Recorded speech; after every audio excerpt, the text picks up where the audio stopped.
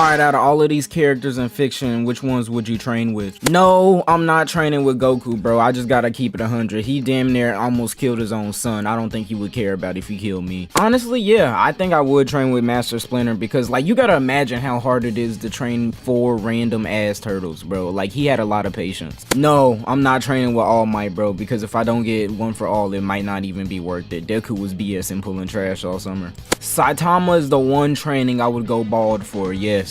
Yeah, I'm gonna train with my guy Rock Lee. I kind of like would appreciate that type of motivation during like working out, bro. They just seem like they get you raw as hell. It would be a great opportunity to train with Batman and be a Robin, but no, I'm not, because all of his kids end up with some trauma purely from being one of Batman's kids. I would appreciate the training, but no. Let me know which characters in fiction you would train with. Okay, so out of all of the Avengers, which one is the worst? You got the guy that fights with a bow and arrow, sociopath billionaire, and the Hulk. But the only option for me is the Scarlet Witch, bro. I'm not sorry about this one. To have a whole Avenger who's genuinely, like, damn near insane? Like, actually thinking back on it, Scarlet Witch has been pretty bloodthirsty in a lot of her battles. I will say Ultron and Thanos were pretty understandable because she had lost a family member in that and she was enraged. For her to actually go on a kill spree spanning multiple universes, like, there's no redeeming this. Some Kang Thanos level type of tyranny. And let's not forget, Hawkeye had to convince her to go out there and be an Avenger in the first place. And also the fact that she's the big reason why the Sokovia Accords got passed. Yeah, being an Avenger just isn't cut out for the Scarlet Witch. I'm sorry.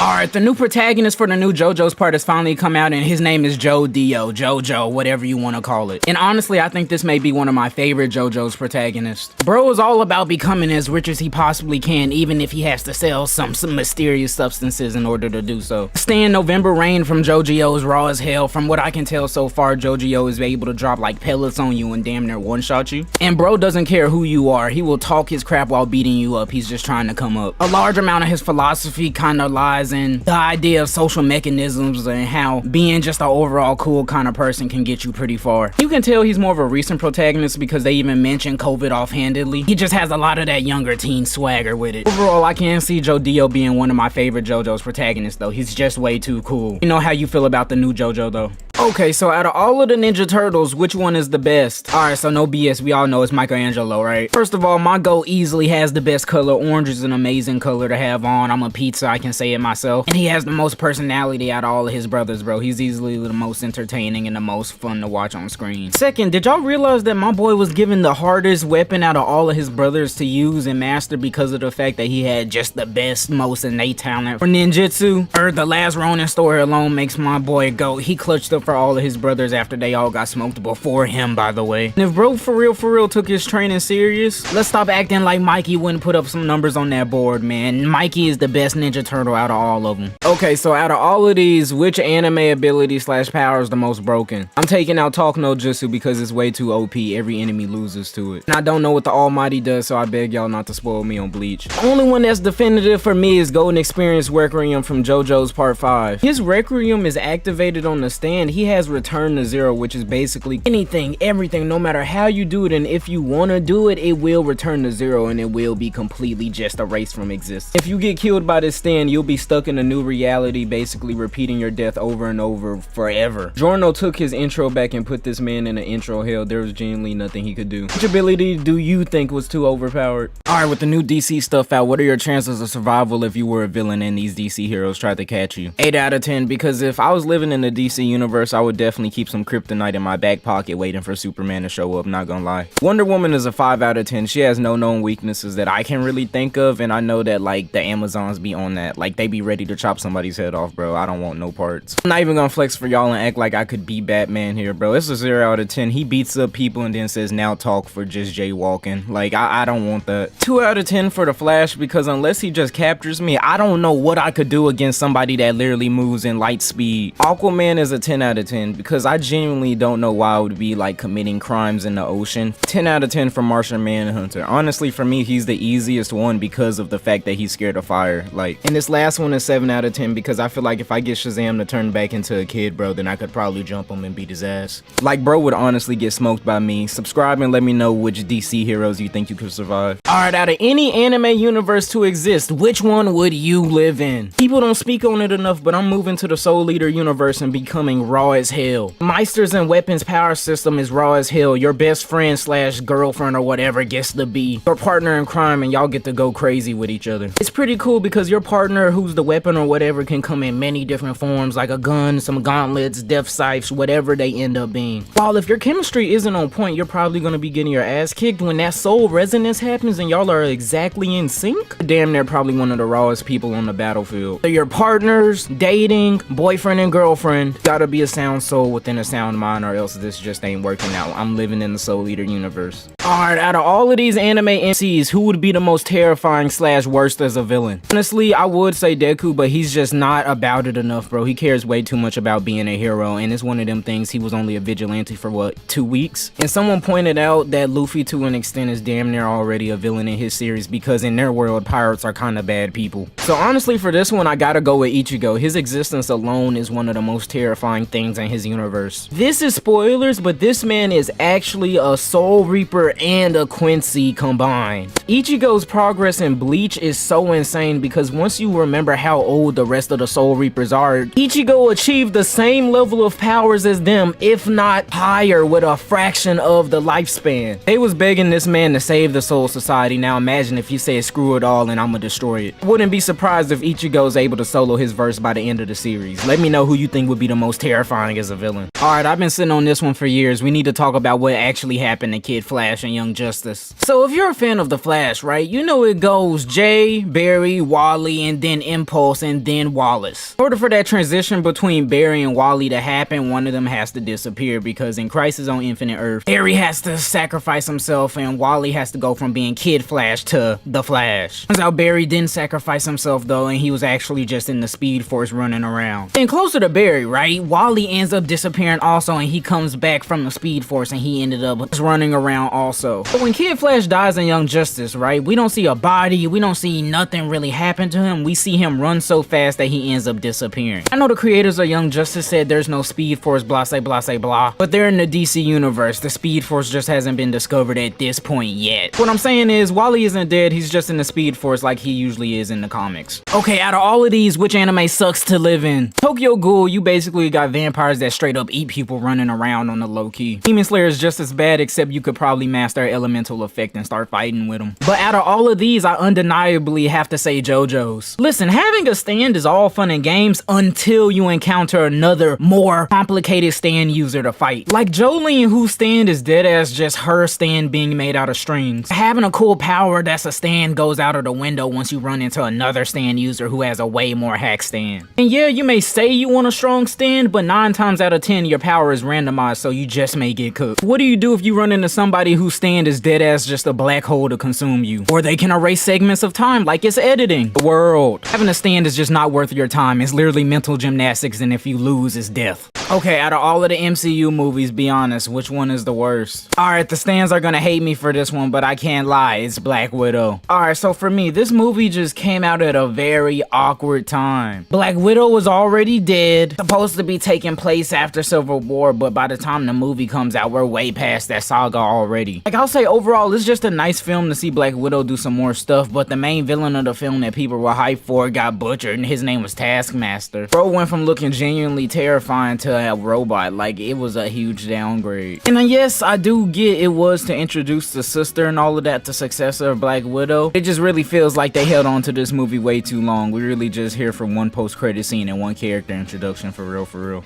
Alright, so out of all of these characters, who is the worst leader? Man, I really love Transformers, but I'm not gonna lie, it's Optimus Prime. I don't know much about The Walking Dead or about God of War, so I can't really say much about them. But let's think about every single L the Autobots truly took in every single movie as a whole. In the first movie, Jazz got smoked and his body torn in half and Megatron dissed him. In the second movie, Optimus Prime was trying to clutch and pulled up by himself and ended up getting caught lacking. And the Autobots were sick after that. In the third movie, Centennial Prime was allowed in the Autobots and ended up smoking Ironhide. In Transformers 4, the Autobots weren't even together like that, bro, and they had to get rebanded together. If that's not the result of bad leadership, I don't know what is. Transformers 5 was even worse with all of the BS with Evil Optimus, I'm not gonna lie to you. Sorry, but he is unfortunately the worst leader. Let me know who yours is, sub and comment below. Alright everyone, I think it's time we talk about the real truth truth about the Super Mario movie. Even though it seems like they were going crazy with the celebrity casting in order to get some good press on the movie, and even though some people are worried about the designs, this new Super Mario movie will be a banger. Hear me out. In the trailers alone, we're getting all things love when it comes to the Super Mario franchise. We're getting a genuine Mario Kart scene, a whole ass war full of Mario characters doing the goofiest, most Mario characters things that you can imagine them doing. Nintendo and Illumination came together and said, yes, we're gonna do some celebrity cash grabbing, but we're also gonna make a love letter to the Mario franchise. The trailer had a whole reference to the original Mario Bros TV show. Like, they love this series, and I know they're gonna make it a banger.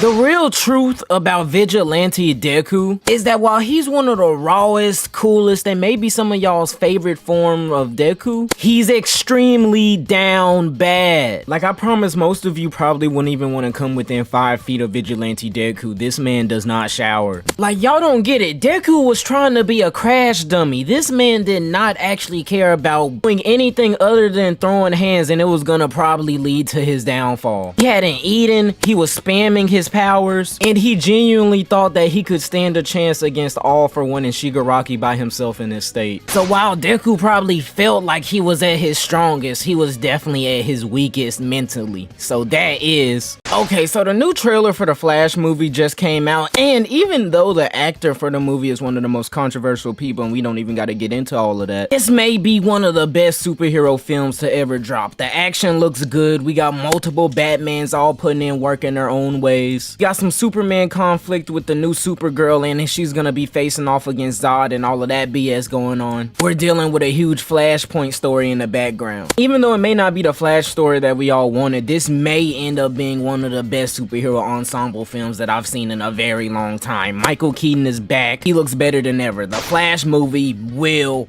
be great.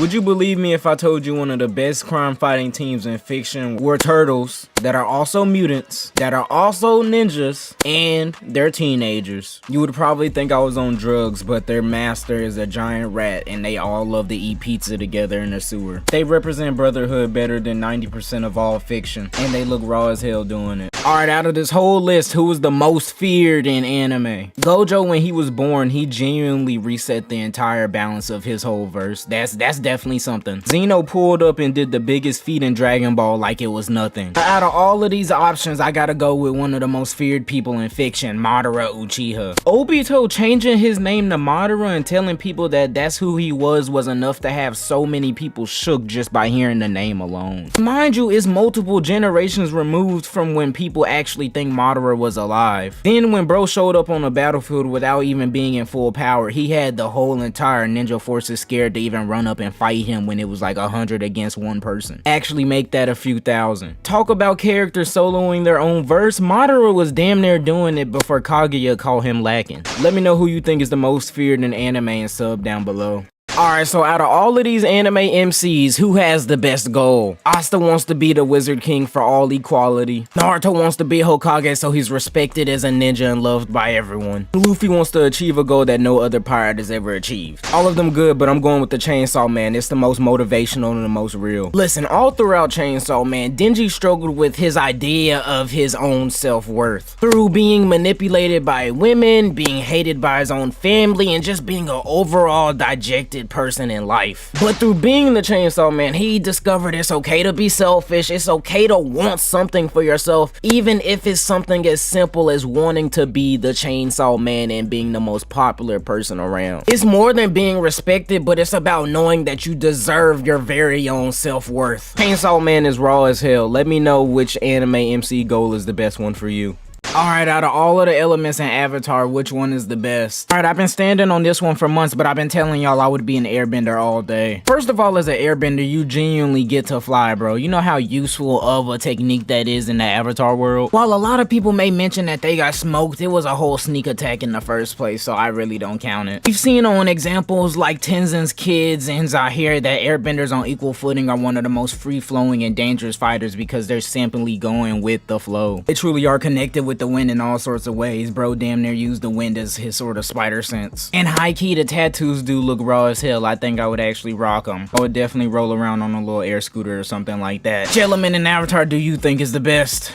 Alright, out of the OG 10, who's the best Ben 10 alien? I would love to choose Upgrade, but I imagine if I was in a fight and I didn't have any technology to bounce off of. Aliens like Wild Mud and Ripjaws just get very, very situational. For me personally, I'm gonna have to go with Accelerate. He's just gonna be the overall most useful from day-to-day life. And you'll be able to travel around the world in literal seconds. Like Stingfly, you transform into him, of course you can fly and all of that and shoot acid, but he smells hella gross and nobody's gonna want to be around you. I don't even know what I would even do with Heat Blast other than maybe cook food. Eye Guy looks like a terrifying ass SCP monster. Gray Matter unfortunately is just way too small. I'd probably get stepped on for being the smartest person in the room. So me personally, I gotta go with Accelerate. He's strong as hell, he's extremely fast, he has one of the best designs out of all of the original Ben 10 aliens, and he's low-key the only one that I would use day to day.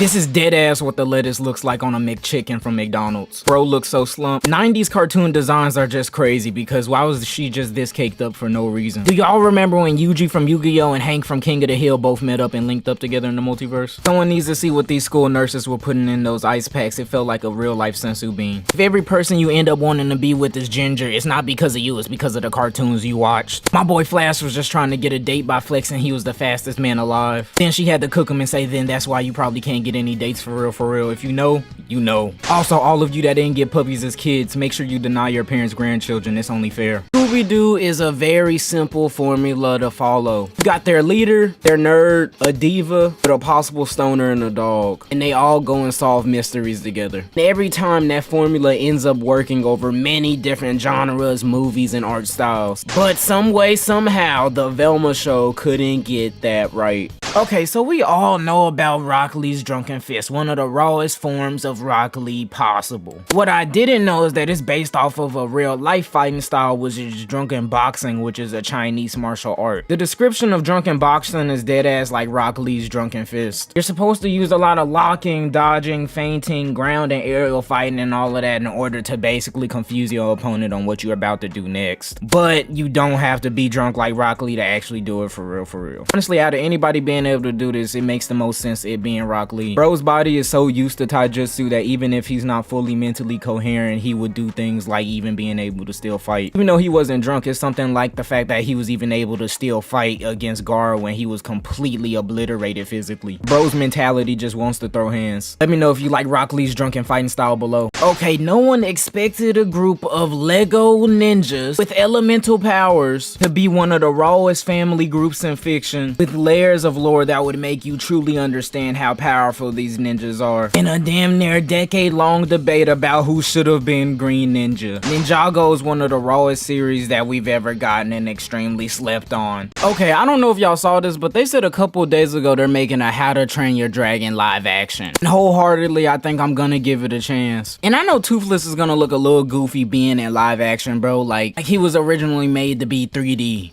And the original director is coming back, so I hope they won't change anything for the sake of it being a live action. But a recent movie that had cool VFX and cool dragons and all of that was Shang-Chi from the MCU. I think they made a perfect example of how majestic and how raw a dragon could look in live action, so I'm not gonna knock it, bro. Give How to Train Your Dragon live action a chance. Jujutsu Kaisen is basically what would happen if Kurama was the main villain of the series and constantly plotting on Naruto's downfall. If Kakashi wasn't as depressed and actually cared about the next generation. If Sasuke had emotional maturity and a version of Sakura that we actually care about. Now replace all of the ninja stuff with cursed energy. Also, the main character is depressed. They love to jump people. And no more cared about secondary cast. And that's Jujutsu Kaisen. The mascot is a panda, but he's raw as hell. Alright, between Goku or Naruto, who's the worst anime dad? Alright, let's end this here. Goku is not a bad anime dad. If anything, he's one of the best. Like, I'll straight up say it, the one bad thing he for real did was the whole Cell situation, but it's because he put in the time, effort, and years of training with Gohan in the hyperbolic time chamber, saw something that nobody else would have if they wasn't that kid's father. Goku literally came down from the heavens to clutch up for Gohan in his time of need with Bojack and with Cell with their father-son Kamehameha. Like, I love Naruto, bro, but he's honestly the worst out of the two. Like, you gotta think about how messed up it is to say, I'm gonna be at my kid's birthday party, but you send a shadow clone instead. Like, I do get that Goku left for 7 years and died, but it was because of the fact that he didn't want any more enemies showing up to the earth. Naruto just wanted to stay at work, man. I'm sorry, but he is the worst anime father out of the two. This show genuinely gave us superheroes getting absolutely obliterated, a villain with the most complicated father-son dynamic in fiction, and a superhero that we root for who seems everything but. Alright, so this is essentially something to give you like a bunch of anime to watch. Like, these are a whole bunch of anime you can finish in like less than 1 day. 4 hours for Death Parade, that's a banger. Another is a banger. 5 hours Erased. I guess this list is a list of like how long it would take you to watch all of your favorite anime.